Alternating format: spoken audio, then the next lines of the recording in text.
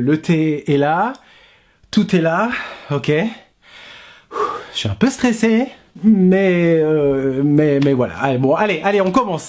Quel bonheur de vous retrouver ici sur cette chaîne, comme chaque année, pour cette émission spéciale rentrée littéraire. Enfin, ça y est. J'espère que vous avez passé un bel été, de bonnes vacances. J'ai passé mon été à lire comme un possédé, à lire tout ce que je pouvais, afin de vous conseiller, voilà, pour vous guider dans vos choix littéraires. Donc j'espère de tout cœur que cette rentrée littéraire vous plaira. Bon alors, pour cette émission, pour cette rentrée, combien de livres chroniqués? 25, 30, 40, 60 Eh ben, ils sont là. Ils sont là. Alors, attends. Oh Voilà. Vous allez en bouffer du bouquin avec moi. Vous êtes... Croyez-moi, vous allez pas être déçus. Alors pour 2025, je vous propose 20 titres. Ni plus, ni moins, c'est à peu près 5% de toute la rentrée littéraire. C'est très peu, et en même temps, c'est énorme de lire quand même autant dans un temps assez limité afin que cette émission puisse voir le jour du moins le plus tôt possible, parce que j'ai pas envie de faire une rentrée littéraire en décembre. La charge de travail a été énorme et riche en émotions. Et en nuit blanche aussi. Alors que va-t-on trouver ici? Eh bien, des premiers romans bien évidemment, à travers une écriture du corps. On abordera la question de la santé mentale, de la différence. Bien évidemment, il y aura des auteurs attendus, des auteurs fidèles, habitués des rentrées littéraires. Des auteurs chouchous avec un puissant retour aux racines, aux origines. Avec des sujets très universels, il sera beaucoup question d'amour au sens large, comme pour rendre hommage à nos fantômes dans l'espoir de vivre une vie meilleure. 2025 restera pour moi une rentrée littéraire et une année quand même particulière pour plein de raisons. Mais si je dois en retenir une, eh bien c'est celle-là, nous fêtons nos 10 ans sur cette chaîne. 10 ans de chroniques littéraires, de livres partagés, aimés et qui n'en finiront plus de nous surpasser. Bien, alors maintenant que le décor est planté, faites péter les plaids, faites péter le thé, les biscuits, lancez ce putain de générique, installez-vous bien confortablement et que l'amour de la littérature gagne.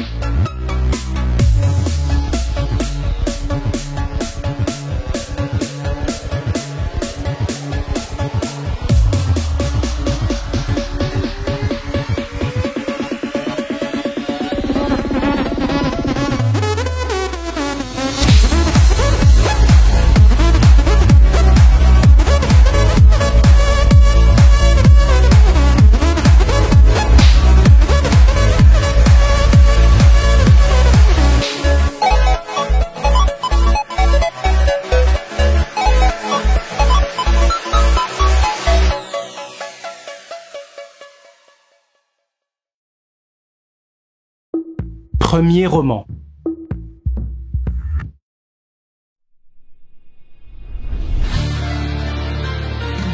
Sur mon téléphone, une notification vibre. C'est un mail d'une adresse inconnue. Il y en a 376 non ouverts, toujours du même expéditeur et envoyés depuis 2 mois. Qu'est-ce que je t'aime. Je n'ai jamais aimé comme ça, salope.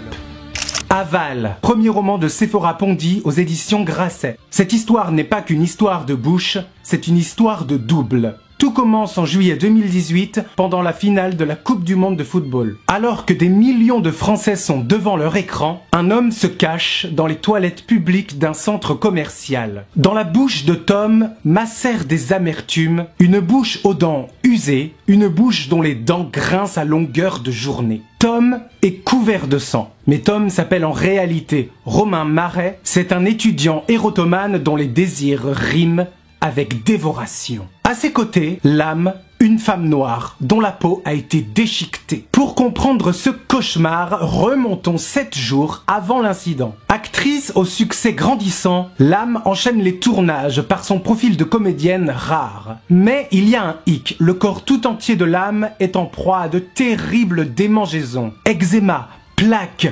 rougeur. Le corps devient un ennemi et la guerre est tenace. Les ongles s'acharnent sur la peau. Alors n'y tenant plus, l'âme enchaîne les séances d'hypnose pour soigner ce mal. Car si l'âme reçoit beaucoup d'amour et d'attention de la part du public, cette célébrité soudaine la mettra en danger. Et c'est là que Tom va remarquer cette femme dont il va tomber éperdument, follement amoureux, et il va la suivre dans tous ses déplacements. Que se passe-t-il quand notre propre corps nous dépossède? Quelle est l'image que l'on renvoie aux autres? Dans une écriture mordante, sensuelle, charnelle, Sephora-Pondy répond à ces questions dans ce roman, un roman si passionnant qu'on n'en ferait qu'une bouchée.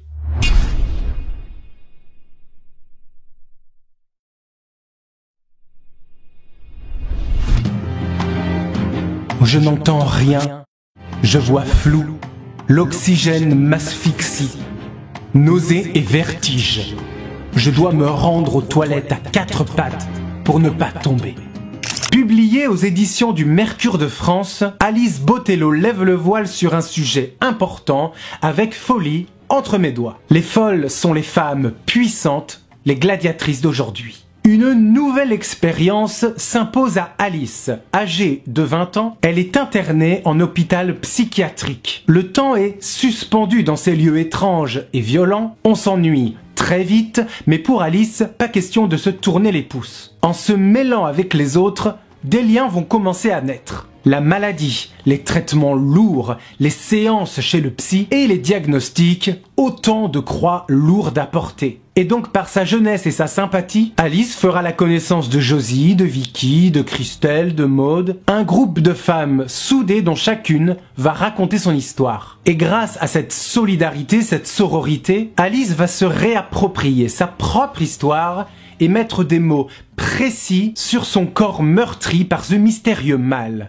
Difficile de se désengluer de la toile d'araignée de la culpabilité.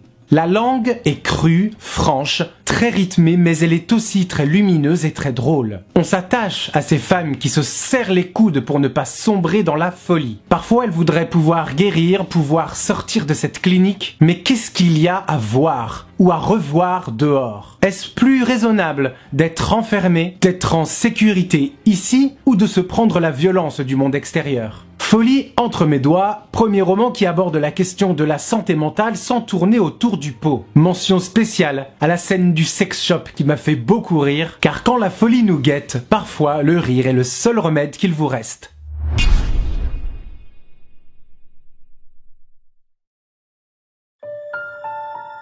Je découvre, à 36 ans, comment l'inquiétude peut torturer un corps. La boule au ventre, qui étrangle et soumet l'estomac. La tête devenue si lourde qu'on aimerait la dévisser. Les muscles qui se glacent. Si elle ne revient pas, qu'est-ce qu'on deviendra? Chez Philippe Ray, Ramsès Kefi nous écrit 4 jours sans ma mère, et croyez-moi que 4 jours sans elle, c'est long. Ta mère a fugué. Voilà ce que prononce Eddie, le père de Salman. Elle est partie, Amani. Un soir, comme ça. Elle est partie car elle en avait besoin et elle reviendra quand elle sera prête. Personne ne sait où elle est allée. Le départ d'Alman s'est fait dans le plus grand silence, sans dispute, sans cri et même pas de valise non plus. Si le père de famille se montre bougon, pour Salman, l'absence de sa mère lui déchire le cœur. Car âgé de 36 ans, il n'est pas tout à fait entré dans l'âge adulte. Père et fils vont tenter de la retrouver, mener leur enquête durant ces 4 jours d'angoisse. Eddie, défaitiste, lâche l'affaire et dans une colère noire, il enlève son alliance, il veut divorcer, il se dit que c'est fini. Le fils, lui, préfère persévérer avec le peu d'indices qu'il possède. Une lettre, une date, une clé rouillée. Et c'est là où Salman va découvrir qu'il n'a pas passé suffisamment de temps avec sa mère, voire même qu'il la connaissait que très peu. Car cette histoire de départ précipité trouvera son origine dans les racines de ses parents, 2 orphelins émigrés de Tunisie. Ce n'est qu'au bout du 4e jour qu'Amani sera finalement retrouvée, les langues seront déliées et la vérité dévoilée.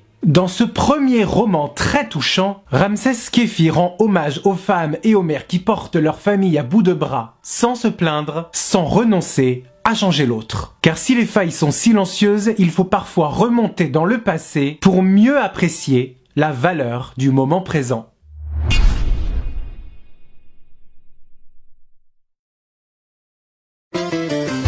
La différence, elle n'est pas dans le fait d'aimer les mecs, ou les nanas, ou je sais pas quoi. La différence, elle est dans le fait d'être capable de se le cacher ou pas. Avec ce premier roman très court publié aux éditions Alia, Adrien Lebotte nous pose une question.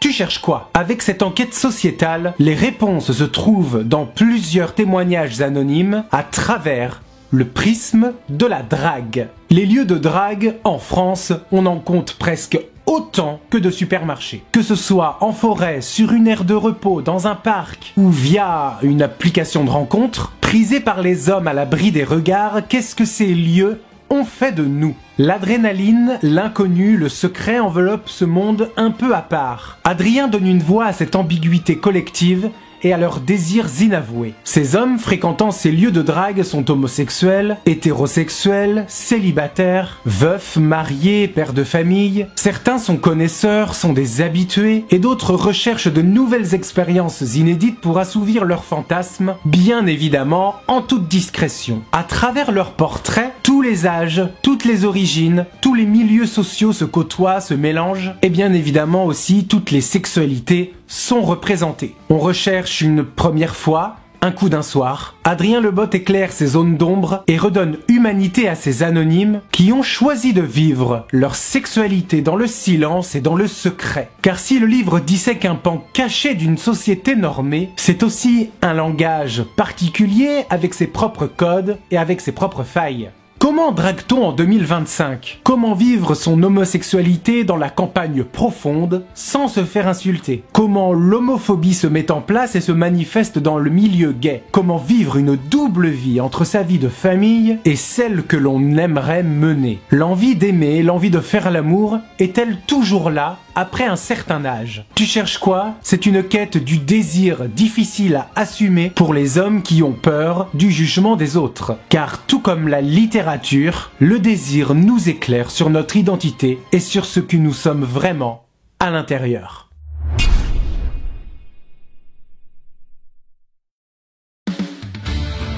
C'est l'histoire d'un mari qui balance des bouts de pain sur le carrelage de sa salle de bain.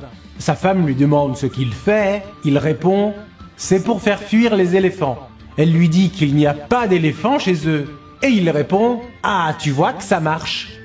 Chez Gallimard, Luciane Belgi signe son premier roman « Il pleut » sur la parade. La pluie sert à nettoyer, à repartir sur de nouvelles bases, mais dans le cas de ce texte, cette eau devient une inondation qui rentre dans les foyers.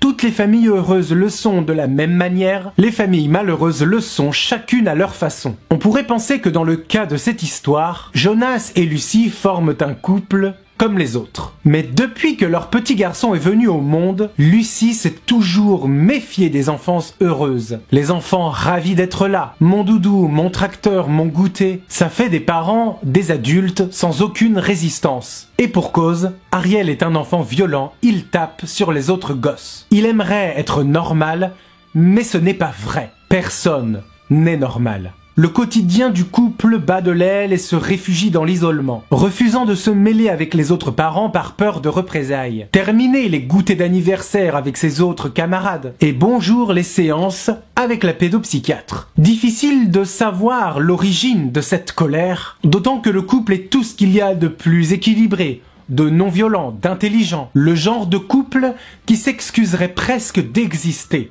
Et justement, c'est dans cette existence-là qu'il va falloir creuser. Jonas et Lucie, deux êtres qui s'aiment mais qui viennent de deux mondes différents. La famille de Jonas est juive, la famille de Lucie est catholique. Le mélange des obligations et des traditions unit ce couple poreux, perméable aux critiques et à la culpabilité. Faites un manteau de leur peau et vous aurez toujours froid. Pourtant, la cohabitation de ces deux religions prendra du temps et exigera des réponses, car c'est une chose de faire cohabiter deux cultures, c'est différent d'en éliminer une. Alors comment faire tout tenir ensemble pour l'équilibre psychique de leur fils? Car Ariel est plutôt intelligent pour son âge. Ça peut être long de grandir, alors pour limiter ces crises de violence, expliquer et punir ne suffisent pas. Dans ce texte émouvant et drôle, Luciane Belgy met du sens sur les liens qui nous unissent les uns et les autres. Et même si les racines de ce sens nous échappent, où il faut à tout prix mettre les enfants dans des cases, leur poser un diagnostic, il est souvent difficile d'accepter que nos enfants ne seront pas ce que les parents voudraient qu'ils soient.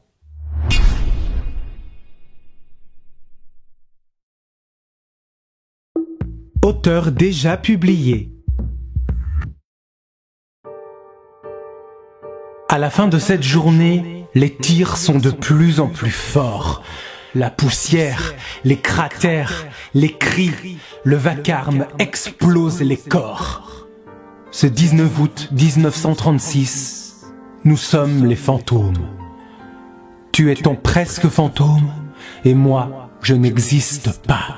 Avec les éditions de l'Iconoclaste, à travers ce roman poétique, Léonore de Recondo vous invite à marcher dans ses pas.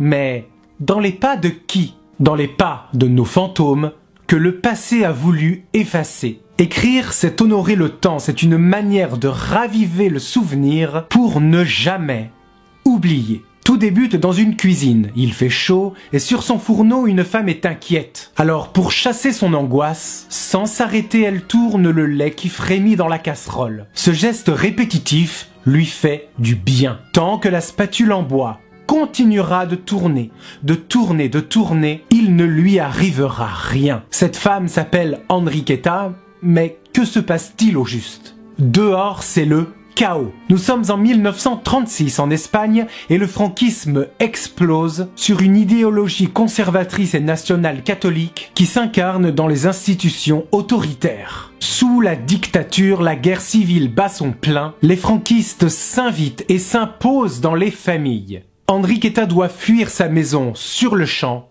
elle perdra tout. Alors pourquoi revenir inlassablement sur cette fameuse journée? Parce que 40 ans plus tard, sa petite fille, Léonore, vient au monde et naît française. En 2022, une loi est promulguée en Espagne lui permettant d'opter pour la nationalité espagnole. En tant que fille d'exilés politiques, elle est dans son droit d'obtenir la double nationalité. Mais ce droit la bouleverse. Qui était Enriqueta? Pourquoi tourner et retourner une terre peuplée de fantômes? L'écriture a-t-elle le pouvoir de raviver le souvenir envers les victimes que l'élite a voulu effacer? La mémoire n'est pas acquise, elle se travaille, elle se cultive. Continuons de rendre hommage à ceux qui ont lutté pour la liberté. Marcher dans tes pas, le nouveau roman de Léonore de Recondo, est une déclaration d'amour à l'amour. Par son écriture intime, sincère, sensible, entre l'Espagne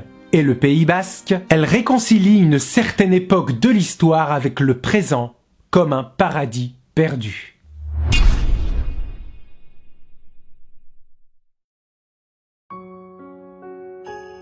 Dans notre pays, avoir un amoureux est proscrit hors mariage. Cela peut nous distraire de l'idéal révolutionnaire. Mais cette semaine, Yoongi est retourné à l'assaut du cœur de Miran déjà 3 fois. Et chaque fois, elle est apparue à sa fenêtre. Nous n'avons rien à envier au reste du monde. Voilà le cri silencieux publié aux éditions de l'Observatoire et écrit par Nicolas Godmet. Une histoire d'amour clandestine en Corée du Nord. Dans ce pays totalitariste, tous les faits et gestes des habitants sont surveillés, épiés, jugés, dénoncés. Alors, pour éviter l'exécution, les Nord-Coréens doivent s'incliner, toujours évoquer leurs chers dirigeants avec émotion, tous unis vers un avenir radieux et doivent signaler la moindre activité suspecte. Yoongi et Miran, 2 adolescents, vont pourtant goûter à l'interdit, enfreindre les règles, les lois, pour donner une chance à l'amour. Une chance qui ne sera pas sans risque, étant donné que les 2 adolescents ne sont pas promis à un avenir commun. Yoongi vit dans un milieu modeste, milieu jugé de classe inférieure, alors que Miran est membre de l'élite du parti, dont le mariage arrangé est prévu depuis longtemps par sa famille. Comment l'un et l'autre vont s'approcher sans se faire prendre? Le pays exige des économies d'énergie sur l'électricité, alors les 2 amoureux se verront en cachette dans les ténèbres froides de l'hiver. Mais la nuit, c'est la liberté. L'herbe a une odeur de mystère. Pour eux, cette passion clandestine a un prix à payer, le poids de la culpabilité, la honte qui les brûle. Et cette brûlure a une autre cause, car désormais, ils ont rapproché leurs lèvres. Sous l'œil omniprésent de la sécurité d'État, sous les rumeurs, le climat paranoïaque et permanent de la délation, leur désir de liberté sera entravé par la soumission et l'obéissance. Jusqu'où peut-on aller par amour, quitte à trahir et à s'arracher des siens? Nous n'avons rien à envier au reste du monde, c'est le Roméo et Juliette politique, intime et qui teste nos limites sur la révolte et notre tolérance face à l'horreur.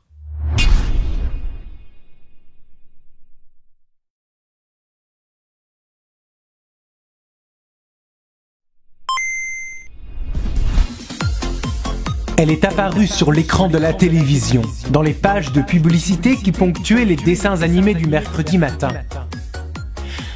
Personne n'avait vu ça venir. C'était dingue. La Game Boy se vendra à plus de 200 millions d'exemplaires à travers le monde. Après son premier roman, Les enfants endormis, Anthony Passeron nous dresse le portrait de Jackie, publié chez Grasset. Un livre sociétal qui aborde la figure du père dans une thématique peu abordée en littérature, le jeu vidéo. L'histoire se déroule dans un petit village niçois où il ne se passe pas grand-chose. Nous sommes à la fin des années 80, plus précisément au Noël 1989. Les années 90 ne sont pas encore là et il est un peu tôt pour parler d'une décennie marquante pour bon nombre d'entre nous. Faite d'innovations technologiques majeures, les débuts d'Internet, l'arrivée du téléphone portable, des événements marquants comme la Coupe du Monde de football en 1998 et un héritage très marquant dans la pop culture. Personnellement, je suis fier et reconnaissant d'être de cette génération-là, où être connecté au virtuel n'était pas encore la norme, là où on pouvait encore s'en passer. Et c'est au cœur du dernier Noël de cette dernière décennie des années 80 qu'Anthony Passeron va connaître son premier émerveillement. Lui et son frère jumeau ont 6 ans, et au pied du sapin, une merveille technologique que peu de foyers avaient le luxe de s'offrir. Il s'agit là d'une console de jeu, d'une Atari 2600 pour être exact, avec dans la boîte un jeu vidéo devenu culte, Space Invaders. Jackie, leur père, lance la partie pour la toute première fois et Anthony est sous le charme, un monde vient de s'ouvrir sous ses yeux. Cette nouvelle passion transmise par Jackie sera là l'occasion de se réunir et de nouer une complicité père-fils. Au fil des parutions des nouvelles consoles, de plus en plus à la pointe pour l'époque, à coups de jeux marquants tels que Pong, Breakout, Pac-Man ou encore le grand classique Super Mario Bros. Mais plus le temps passe, plus le monde du jeu vidéo devient de plus en plus performant et accessible à tous, et plus les liens père-fils vont se dégrader, jusqu'au jour où Jackie quittera brutalement la maison. De Tetris à Zelda, de Sonic à Castlevania, l'univers du pixel deviendra une respiration fréquente dans le quotidien morose d'Anthony Passeron, un univers pour fuir l'ennui ambiant et les drames familiaux. Jackie, c'est le roman d'un père au caractère doux amer, c'est apprendre à grandir, c'est la tendresse de l'enfance et les angoisses universelles de l'adolescence.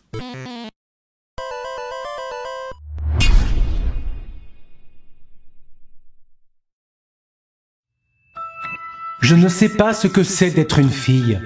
Je me sens mieux quand je navigue d'un endroit à l'autre, dans une zone floue, pas totalement saisissable. Un endroit qui peut paraître sombre, mais libérateur pour moi.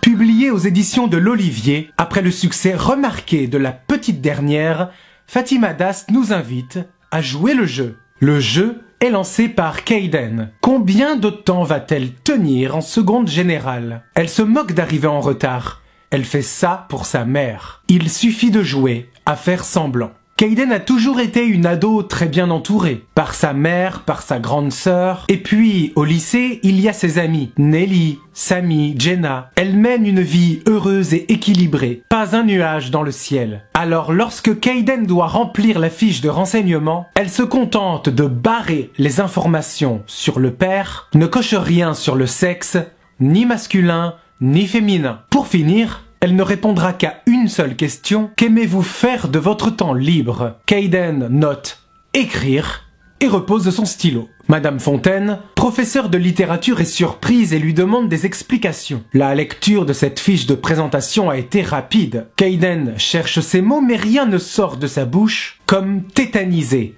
Pas très prolixe. Elle préfère écrire ce qu'elle pense tout bas. Kaiden écrit sur ce qu'elle voit, sur un système trop rigide où l'on range tout le monde dans des cases. Et c'est là que Kaiden écrira une lettre à sa professeure. Elle expliquera qu'écrire pendant son temps libre, c'est avant tout un besoin, ignorant la personne qu'elle serait devenue sans l'écriture. Alors une faille va s'ouvrir entre Kaiden et sa prof. La prof, elle, l'encouragera à écrire et l'encouragera même à passer le concours d'entrée à Sciences Po. Mais pourquoi elle? Se sent-elle légitime? Pourquoi elle? Pourquoi elle se sentirait plus méritante qu'une autre, étant donné que les places sont chères? Kaiden doit-elle jouer le jeu, se plier au système ou alors en changer les règles? Est-ce que le désir de se renouveler, de se réinventer, joue un rôle prépondérant sur notre identité?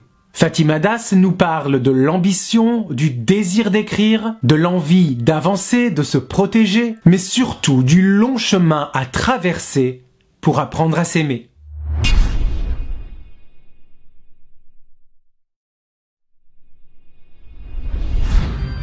J'ai songé que rien ne serait arrivé si j'avais su jouer comme eux. Jouer pour passer le temps, pour rentrer plus vite à la maison, pour le shoot de dopamine, pour battre un record, pour oublier les petits problèmes. Chez Flammarion, Victor Gestin signe son 3e roman, La mauvaise joueuse, entre Saint-Nazaire et Nantes. La mauvaise joueuse, c'est Maude, une trentenaire fatiguée, épuisée, qui prend la fuite en pleine nuit sans la moindre explication après avoir provoqué un accident de voiture. Nous sommes mardi soir, il pleut et dans sa course, Maude traverse un champ avec des bottines pleines de boue. Elle n'espère rien de qui que ce soit et pourtant, devant elle, un bowling est apparu. Maude voit donc là le lieu parfait pour se réfugier. Maude décide de jouer et de faire une partie avec des inconnus. La partie se déroule plutôt bien, mais Maude prend ce jeu beaucoup trop à cœur. Non seulement elle s'avère être une bien mauvaise perdante, mais aussi elle ne veut pas s'arrêter là et elle veut sa revanche. Les inconnus se sentent mal à l'aise, décident de couper court. Alors frustrée, elle se rue sur le billard, elle se rue sur le flipper et elle joue. Elle joue, quitte à en avoir mal aux doigts, jusqu'à l'heure de la fermeture. Oui, Maude a un problème avec le jeu, une addiction qui n'en finira pas de la poursuivre. Alors, quand est-ce que tout ça a commencé? Bowling, billard, fléchettes, football, échecs, cartes, jeux de société, jeux mobiles, jeux vidéo, jeux d'argent. Pendant ces 3 jours de cavale, Maude s'impliquera beaucoup trop face au moindre jeu qui se présentera à elle. Plus l'adrénaline sera forte, plus la soif de gagner sera grande, plus la honte l'envahira et plus elle continuera à jouer. Le serpent se mord la queue, un cercle vicieux commence. Maude n'est jamais satisfaite, il lui en faut toujours plus. Jusqu'au moment où la passion ne suffira plus, laissant la place à un jeu bien plus dangereux. Par une langue effrénée, rythmée, où chaque page est une palpitation du cœur sous dopamine, Victor Gestin nous entraîne dans le tourbillon du jeu jusqu'à l'épuisement, entre une joie intense et une certaine forme de folie.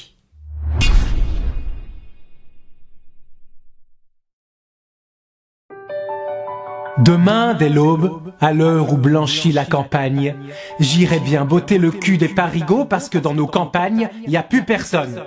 Gilles Marchand publie Les Promesses orphelines, publié aux éditions des Forges du Vulcain, un texte poétique et décalé. Le livre s'ouvre sur Gino. Gino est un personnage haut en couleur et il se pose cette question existentielle. Qu'est-ce qui fait une vie réussie? Est-ce le succès professionnel? Le succès amoureux? Familial? Amical, social, moral? Ou alors est-ce que la réponse ne viendrait pas d'une combinaison de tout ça? Avoir un train de vie confortable, une famille aimante, des pâtes dans l'assiette et un enfant dans le landau. Et si la réponse se trouvait ailleurs? Réussir sa vie, c'est apporter sa pierre à l'édifice afin de construire un monde meilleur. Nous sommes dans les années 50, la guerre est finie et l'avenir s'annonce sous les meilleurs auspices. On parle de changements, d'évolutions majeures qui vont bouleverser le quotidien des Français. Et pour Gino, son rêve commence avec une boule à neige. À l'intérieur du verre, parmi les flocons, un couple danse jusqu'à en perdre la tête. Ce couple est un modèle et ne cessera de hanter le cœur de ce petit garçon. Il est éperdument amoureux de Roxane, une fille rencontrée à la fête foraine du village. De là naîtra tout au long de sa vie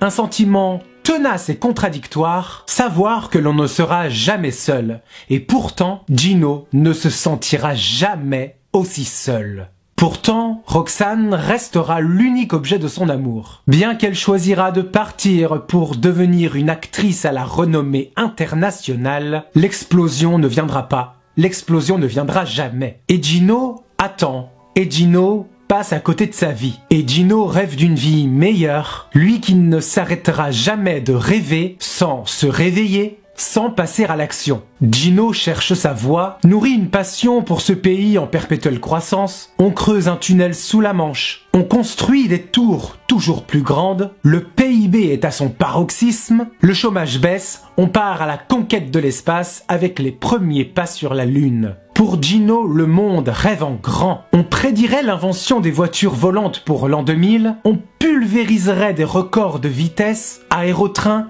TGV, fusée, ce qui est bien plus productif que de s'envoyer des missiles dans la gueule. Mais à trop rêver, trop espérer et trop attendre, Gino se prend la réalité de plein fouet. Plus Gino rêve, plus le temps passe, et plus la vie qu'il désirera mener lui filera entre les doigts. Et un beau jour, sans Roxane, sans but, à force de courir après le bonheur, on se rend compte qu'il est malheureusement trop tard.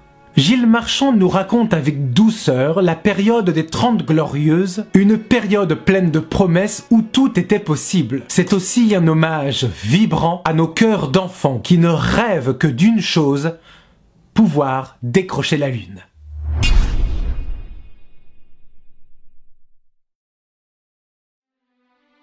On se perd parce qu'on a trop mal.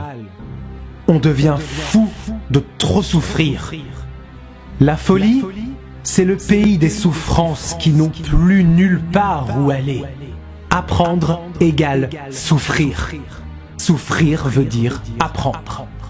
Publié chez Gallimard, Haute Folie est le nouveau roman d'Antoine Waters, un travail d'écriture de 15 ans dont le feu a le pouvoir de tout ravager. L'étincelle provient d'un lieu, la Haute Folie. Certains lieux nous hantent, nous possèdent et ne nous quittent plus. Toute cette histoire tient en ce nom, dans cette ferme, la Haute Folie, un nom qui collera à la peau de toute une famille, comme si leur destin était écrit d'avance. Il est minuit, la foudre frappe et brûle les tilleuls, tout comme les âmes des marginaux. La famille de Joseph connaîtra une série de drames dont personne n'arrivera à s'en remettre. Joseph vivra dans l'ignorance des racines de sa lignée et d'un passé brûlant. Pourtant, ce feu le dévore de l'intérieur chaque jour. Qu'est-ce que cette forme de rage signifie? Une rage de survivre ou tout simplement la folie? Faut-il l'accepter ou s'en débarrasser comme on balancerait à l'eau la poutre en bois qui a servi à la pendaison de nos ancêtres? Que dire quand on a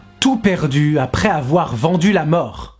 Rien. Il n'y a plus qu'à déboucher les bouteilles qu'on a planquées. Il ne reste plus qu'à pleurer, à aimer les êtres fragiles un petit peu siphonnés. Mais un problème capital reste. Comment aimer la source du mal? Y a-t-il un pardon possible? Pourquoi le feu qui ronge Joseph dès sa naissance ne parvient-il pas à s'éteindre? Porté par un style lumineux où les ténèbres ne sont jamais loin, Antoine Waters nous entraîne dans la haute folie à travers ce texte court mais intense. Les secrets de famille ont l'odeur de la cendre, du silence et de la cruauté. Dans cette ferme coupée du monde, où tout refait surface, on se nourrit du silence de nos fantômes pour cracher une vérité cachée, là où la nature aura toujours le dernier mot, car seule la pierre ne ment pas.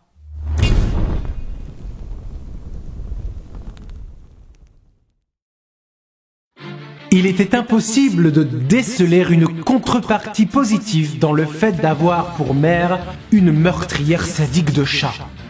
Tant mieux quand même. Pourquoi? Pour rien. Parce qu'il fallait continuer à vivre. Aux éditions Albin Michel, Amélie Nothomb nous donne rendez-vous avec son 34e roman, toujours aussi fidèle des rentrées littéraires avec la régularité d'un métronome depuis 1992, et on a envie de dire tant mieux. Tant mieux, c'est la version joyeuse du sang-froid. Tant mieux, c'est un mantra à double sens, le paradoxe de l'optimisme. Puisque tout va mal, relativisons et décidons que tout va bien. Mais pourquoi tout va mal dans ce livre? Qu'est-ce qui s'est passé dans la vie d'Amélie Nothomb? Âgée de 4 ans, Adrienne est réveillée par sa grand-mère tyrannique et autoritaire. Pour cette petite fille qui aurait aimé dormir plus longtemps, elle se retrouve illico face à son petit déjeuner. Tous les matins, Adrienne doit avaler des harengs au vinaigre accompagnés d'un bol de café au lait.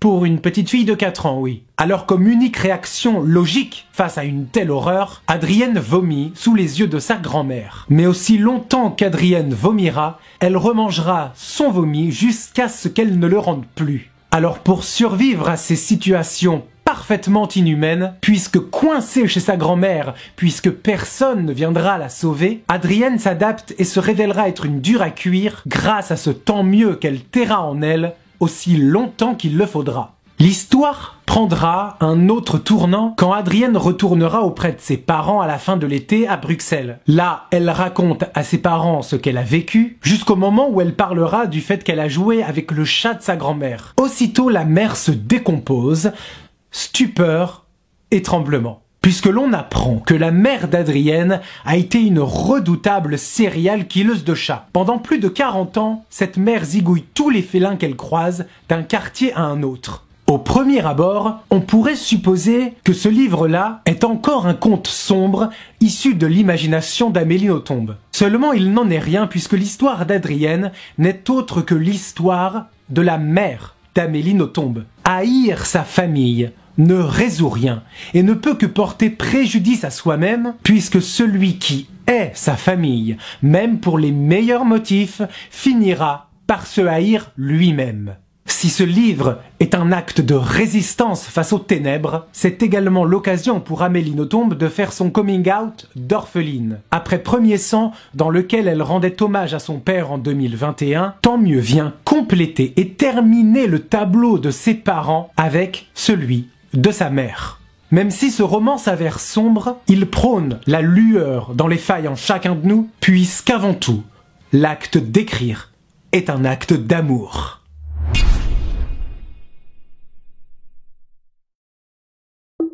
OVNI littéraire.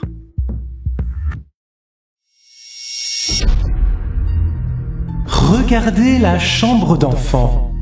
Vous ne remarquez rien ? J'examine le plan de l'étage. À cet instant, un frisson me parcourt l'échine. Une chambre d'enfant sans fenêtre. Cette maison ne cache-t-elle vraiment rien ? Véritable phénomène au Japon, Uketsu nous invite à entrer dans ces maisons étranges. Strange Houses, un thriller atypique publié aux éditions du Seuil. Que savons-nous réellement de nos maisons avant d'y emménager? Que savons-nous sur les anciens locataires? Que renferme la mémoire des murs? Ici, ce n'est pas tant l'atmosphère qui nous paraît étrange, mais l'architecture. Au premier coup d'œil, le plan de cette maison a l'air tout à fait ordinaire. Mais en y regardant de plus près, des détails sautent aux yeux. Des pièces sans fenêtre, un passage secret qui relie le rez-de-chaussée à l'étage. Mais plus inquiétant encore, l'agencement d'une mystérieuse chambre d'enfant dont on pourrait penser que les parents voudraient le cacher, avec des couloirs qui ont l'air de mener nulle part. C'est là que vont intervenir un auteur et un architecte, et ce qu'ils vont découvrir sera terrifiant. D'autant plus que d'autres maisons sont tout aussi étranges. Et pour couronner le tout, des cadavres mutilés seront retrouvés avec la main gauche sectionnée. Serait-ce l'œuvre de l'ancien propriétaire disparu sans laisser de traces? En dire un peu plus sur ce thriller serait vous spoiler, à vous glacer le sang. Jusqu'à la révélation finale, le livre ne nous lâche pas, brouille les pistes, nous surprend et joue avec nos nerfs. Avec une fin surprenante et inattendue à vous faire transpirer de peur, Ugetsu s'impose comme la nouvelle vague de l'horreur dans la même veine sombre que The Grudge ou The Ring. Un ovni passionnant à découvrir qui saura vous faire frissonner de la part de cet auteur japonais à l'identité secrète.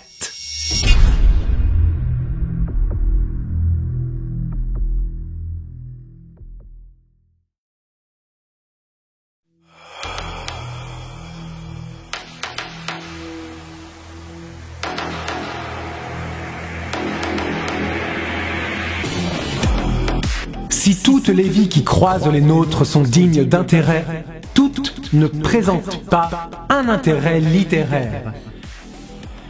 Mais j'ai chuté dans l'histoire de cette femme. La suite va amplement le démontrer.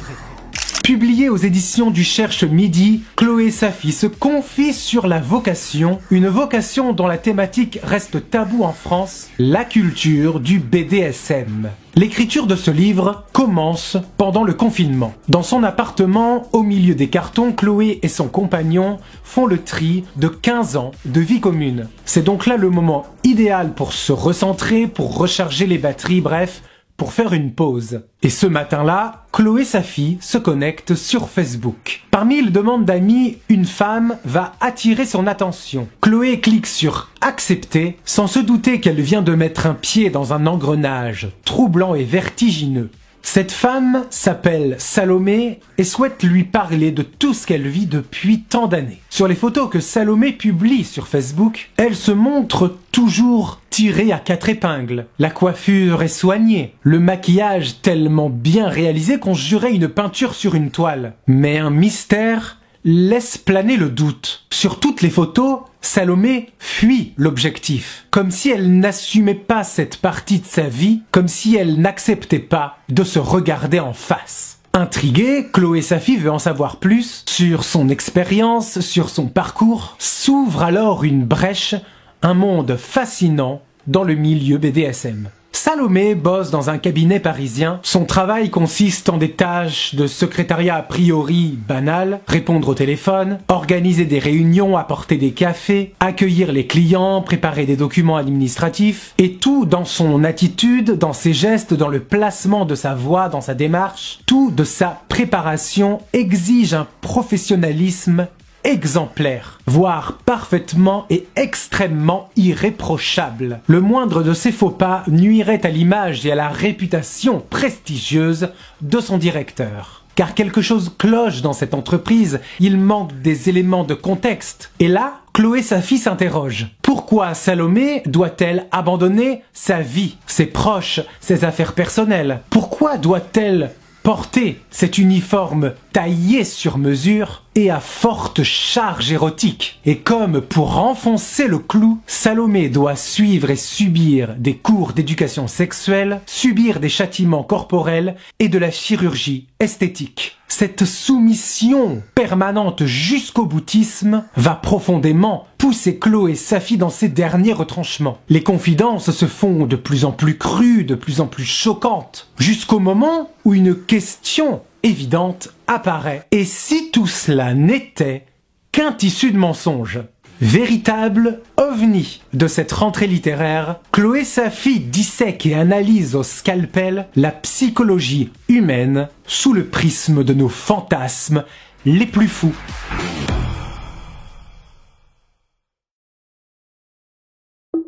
gros coup de foudre.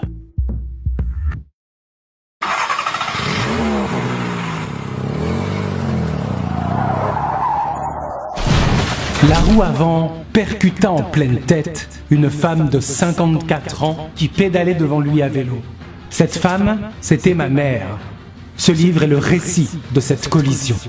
La collision, texte écrit par Paul Gasnier et publié aux éditions Gallimard, nous raconte comment deux personnes que tout oppose se sont percutées au mauvais endroit au mauvais moment. Cela devait forcément arriver. Le 6 juin 2012, à 17h13 précisément, dans le centre-ville de Lyon, la tête d'une femme est percutée de plein fouet par la roue arrière d'une motocross lancée à plus de 80 km/h. Au volant, un délinquant récidiviste. Plutôt que de céder à la facilité de la colère, Paul Gasnier choisit d'être de l'autre côté de la barrière de la vie. Alors pour vivre en paix et tenter de pardonner, il faut s'informer, il faut comprendre. Trop de gens se sentent diminués par la simple présence de voisins qu'ils ne supportent plus. L'idée d'écrire ce livre commence 10 ans après la collision. Nous sommes en 2022, la doctrine politique française met le pays sous tension. Paul Gasnier, journaliste pour Quotidien, couvre la campagne présidentielle. Il assiste à un meeting à Cannes et ce qu'il voit et ce qu'il entend est terrifiant. Le discours est radical et d'une violence inouïe. Cette haine et ce refus d'accepter une société qui se délite par la mixité agit comme un sourire libérateur jeté à la face des médias. On parle d'ensauvagement, on parle de racaille. Cette violence verbale prétend répondre par la violence pour la violence. Cette grande haine décomplexée, Paul Gasnier aurait pu l'embrasser afin de choisir son camp. Lui qui a perdu sa mère à cause d'un délinquant récidiviste, il aurait pu se laisser gagner par cette colère, par cette haine, mais un deuil n'a aucune signification politique. Plutôt que de choisir la facilité, Paul Gasnier décide donc d'écrire ce livre pour ne plus se sentir prisonnier de cette collision. Et la collision, c'est avant tout deux milieux sociaux différents qui s'entrechoquent, qui tentent de cohabiter ensemble dans une France toujours plus divisée, fracturée et malade. En se plongeant dans la complexité de ce dossier, on retrace et on scrute l'histoire de sa mère et de ce jeune délinquant, puisqu'avant tout, tout s'est joué et tout a commencé bien avant le drame. Alors comment l'éducation, les choix et les parcours de vie ont réuni ces deux personnes le même jour, à la même heure, dans la même rue? Si cet événement aurait pu être évitable, il dénonce des faits de société qui empêchent de plus en plus notre liberté de penser sous la tyrannie et l'émotion immédiate. La collision, c'est un livre puissant, brillant et d'une grande humilité.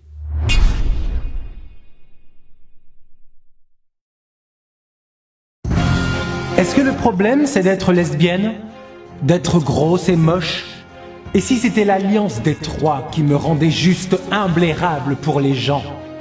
À moins que pour eux ce soit la même chose. Une gouine, c'est forcément un monstre. Et les monstres, ça rend fou. Grégory Le Floch signe Peau d'ours, son nouveau roman publié aux éditions du Seuil. C'est l'histoire de Nina. Si tu veux connaître sa vie, c'est ça. 16 ans, moche et village de merde. Mais ça ne suffirait pas à tout comprendre.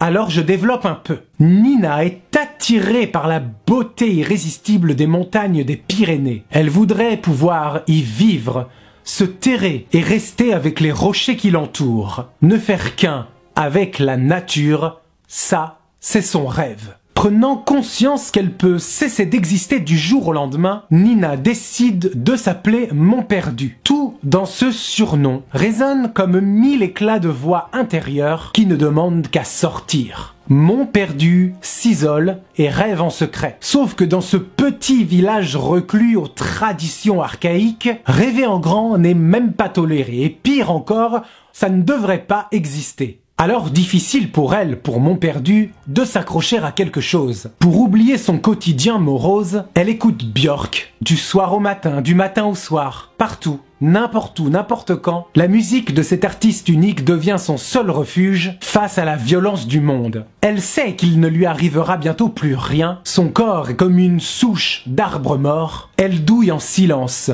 elle ne se sent jamais à sa place, ni chez ses parents, ni dans ce village, ni dans son propre corps. Cette adolescente lesbienne, en surpoids, poilue, mal dans sa peau, harcelée à l'école, sous le fait de tout ce qu'elle ne parvient pas à exprimer, elle va peu à peu se métamorphoser en ours. Ce qui est une aubaine pour les habitants de ce village, qui verront l'occasion de passer le flambeau à une vieille tradition qui est la fête de l'ours. Sauf que Montperdu, elle voit les choses autrement. Elle décidera non seulement de se venger de l'animal mort, mais aussi de tous ses harceleurs et de toutes les autres personnes qui l'ont fait souffrir. Et cette colère sourde qu'elle ne soupçonnait pas ne demandera qu'à sortir. Peau d'ours, c'est une langue crue, sensible, très vivante, un miroir puissant sur cette nouvelle génération engagée, dans un livre queer puissant et à fleur de mots, mais c'est avant tout un magnifique coup de projecteur sur des minorités qui veulent retourner les montagnes pour créer une nouvelle terre.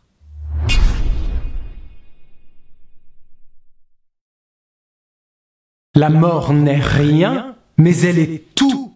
Sans elle, nous serions des mollusques. Le désir, l'amour, la procréation, la projection, la persévérance, le combat, la joie, la peur, l'angoisse, la peine, le bonheur, l'envie, la pugnacité, le plaisir, la quiétude, le rire, l'ambition, le sexe, le pouvoir, l'abandon, la gourmandise, l'ivrognerie, le désespoir, l'espoir. C'est à elle que nous les devons. Depuis la nuit des temps, la mort est à l'origine de nos pulsions de vie et à notre désir d'aller de l'avant. Mais qu'en est-il pour ceux qui n'ont pas cette chance? David Thomas tente de répondre à cette question avec Un frère, publié aux éditions de l'Olivier. L'auteur nous raconte le combat qu'a mené son frère contre la maladie qu'est la schizophrénie. Pendant 40 ans, son frère aura été là, mais sans être là, figé dans le malheur. Car si le bonheur est un glissement où on traverse des moments de vie, le malheur, lui, nous empêche d'être dans le mouvement, dans l'action, dans l'émotion. Immobile, courbé, le frère de David Thomas portera le masque de la souffrance. Alors qui était véritablement son frère qui souffrait sans être capable de se contenir ? David Thomas écrit et est publié depuis de nombreuses années, mais c'est toujours interdit d'écrire sur la vie de son frère. Pourtant, le moment est venu. Il a besoin d'écrire ce livre, mais il n'en a pas envie. Le travail sera difficile, long, triste, pénible. Il va falloir y mettre les mains et créer du trouble. L'auteur est habitué à avancer masqué derrière ses personnages pour montrer ce qu'il y a à expliquer. C'est sa façon d'être, sa façon d'écrire. Sans ce garde-fou, ça bloque, ça n'avance plus. Écrire un énième livre sur la santé mentale, le deuil, d'autres l'ont déjà fait. Alors pourquoi David Thomas ne se laisse pas le choix d'entreprendre l'écriture de ce texte ? Difficile de rendre hommage à son frère souffrant d'un mal complexe sans pour autant le trahir. Car il faut se rendre compte de comment se décrit la vie d'un homme schizophrène. Ne serait-ce que par l'état de son appartement. David Thomas pourrait nous décrire l'état déplorable de la cuisine, l'odeur pestilentielle et des sacs poubelles qui suintent. Cette odeur, si vous ne l'avez pas dans le nez, vous n'y serez pas. Alors un frère, son frère, c'est cet hommage vraiment émouvant aux êtres différents qui n'ont pas choisi de l'être. Un frère, son frère, c'est cette incapacité à vivre et à se faire comprendre. Un frère, son frère, c'est non pas un poète, mais un poème, une autre réalité du réel.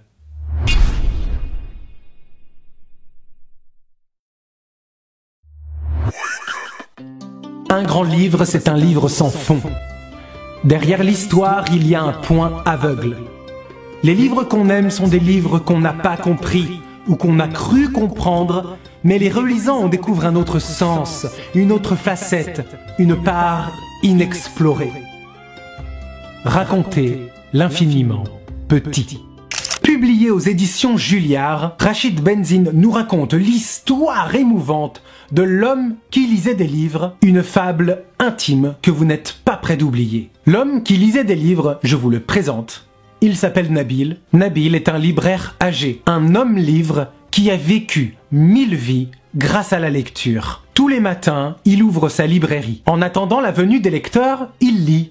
Regardez-le, il est là, imperturbable. Car, oui, à Gaza, entre les bombes, les ruines, les cris, un homme lit. Si les livres sont riches d'enseignements, les lecteurs le sont tout autant. Ce sont des passeurs. Ils nous transmettent le savoir. Alors quand un photographe français s'arrête pour le prendre en photo, la rencontre va avoir lieu. Car si la littérature a ce pouvoir de réveiller les êtres, les gens, eux, peuvent changer votre vie à jamais. Le photographe s'assied sagement pour écouter ce libraire qui a tant à nous apprendre. Et là, le miroir s'ouvre. Qu'y a-t-il de l'autre côté de ce miroir? Derrière chaque regard, derrière chaque être humain, il y a toujours une histoire. Et c'est Nabil, ce vieil homme de 70 ans, qui va raconter la sienne. Depuis 1948 jusqu'à nos jours, et à travers tous les livres qui ont compté pour lui, Nabil va lui parler de sa vie et de la vie de tout un peuple. Nabil est né d'un père chrétien et d'une mère musulmane, deux parents très jeunes,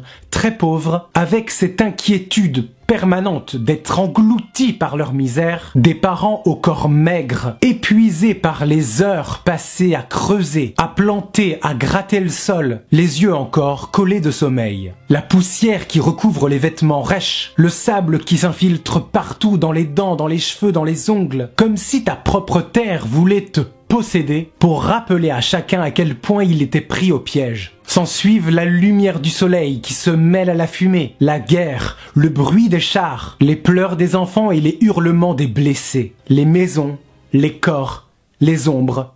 Tout tombait. Tout. La prison, l'amour, la perte, le chaos, la désillusion politique. Nabil fait entendre sa voix à travers l'histoire de la Palestine, mais aussi pour son amour immodéré pour la littérature. De quoi est capable la littérature quand tout s'effondre autour de nous et qu'il ne reste rien? Dans ce livre magnifique, intense, dans un style simple et épuré, Rachid Benzine redonne de l'humanité à des visages, des regards, et en particulier à ce vieil homme qui a tout perdu et qui continue, malgré tout, malgré l'horreur, de lire parmi les ruines. L'homme qui lisait des livres, c'est la transmission d'une vérité universelle sur la condition humaine.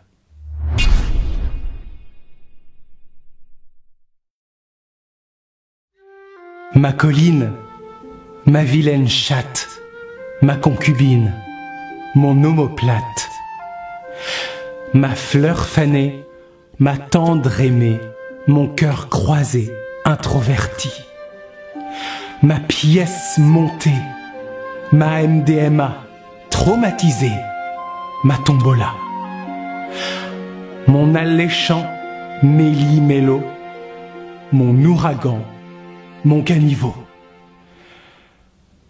Parlez-moi du parfum des défunts. Toutes les vies, publiées aux éditions Stock, et c'est écrit par Rebecca Warrior. Un premier roman d'une grande sensibilité qui frappe et fait vibrer l'épicentre de l'amour au sens le plus humain du terme.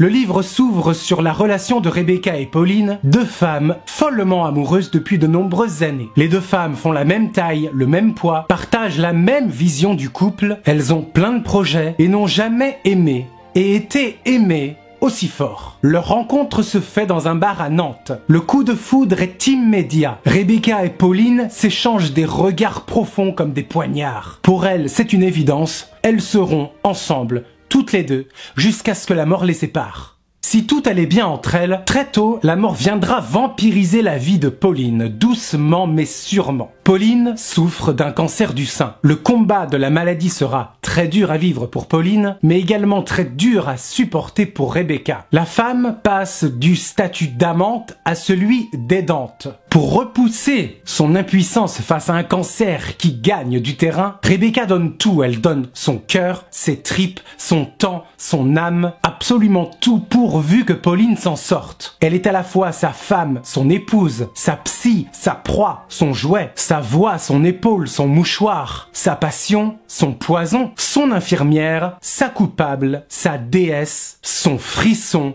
son torchon.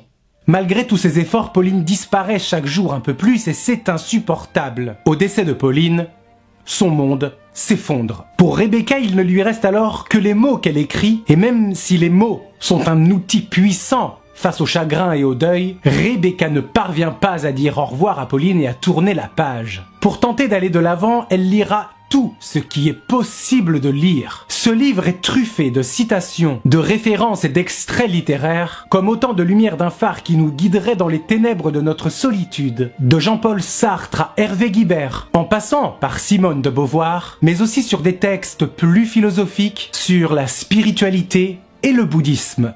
Toutes les vies, c'est un livre hyper sensible, c'est toute une quête pour trouver la paix intérieure face à un deuil impossible qui appuie là où ça fait mal. Toutes les vies, c'est la mort qui nous incite à explorer les gouffres amers de notre âme. Toutes les vies, ce n'est pas ne pas avoir peur de mourir. Toutes les vies, c'est avoir peur de ne plus vivre. Un texte émouvant d'une sublime complexité qui célèbre et chérit l'amour pour le meilleur et pour le pire.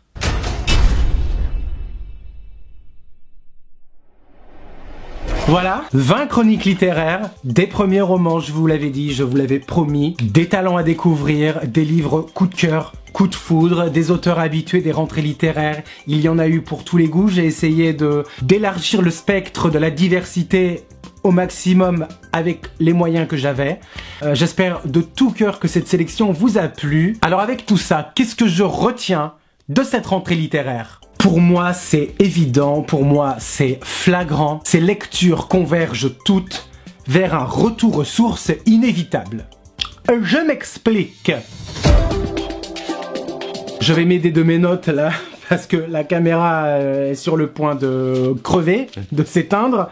Dans un monde abîmé où l'avenir semble aller droit dans le mur, je pense qu'il n'y a pas besoin de débat ou d'explication là-dessus, l'être humain en oublie de revenir à l'essentiel. Un essentiel simple qui est la vie même, tout simplement. Et la vie même passe donc par l'amour. Je crois que c'est ça le fil conducteur de cette émission, de cette rentrée littéraire et de tous les livres que j'ai chroniqués ici. L'amour est le fil conducteur, donc aimer les vivants, les êtres chers, le père, la mère, les autres, car nul ne saura de quoi demain sera fait. Et je pourrais aller encore plus loin en disant que ce verbe aimer, c'est pour s'aimer soi. S'aimer soi, non pas à travers les autres, mais avec les autres, en leur compagnie, dans leur sourire, vivant ou fantôme, pour ainsi se réapproprier son corps, donc son identité et donc sa véritable nature. Si la littérature a le moyen de nous apprendre cela, n'oubliez jamais que les livres nous font réagir sur la vie. Ils ne changent pas notre vie. Ce qui change la vie, ce sont les gens. Ce sont les rencontres, parfois leur silence, parfois leurs absences. Bon, et ben voilà mes amis, mes saumons, cette émission est terminée. Enfin, je n'en peux plus, j'ai la gorge en feu. Le travail sur cette émission depuis quand même plus de 3 mois, ce travail a été long, ce travail a été colossal, ce travail a été avant tout riche en émotions. Et je vais terminer avec cette question que je vais vous poser. Qu'est-ce que la littérature vous apporte au quotidien, dans votre vie, dans vos choix et dans vos bagages émotionnels? Voilà, vous avez 4 heures pour me répondre. Je lirai vos commentaires avec grand plaisir. Merci de tout cœur d'avoir pris le temps de regarder cette émission. Vraiment, ça me fait vraiment très chaud au cœur. Et je n'ai qu'une chose à vous dire maintenant. Lisez, aimez, vibrez, recommencez. À bientôt. Oh, je n'en peux plus et c'est une fin de tournage.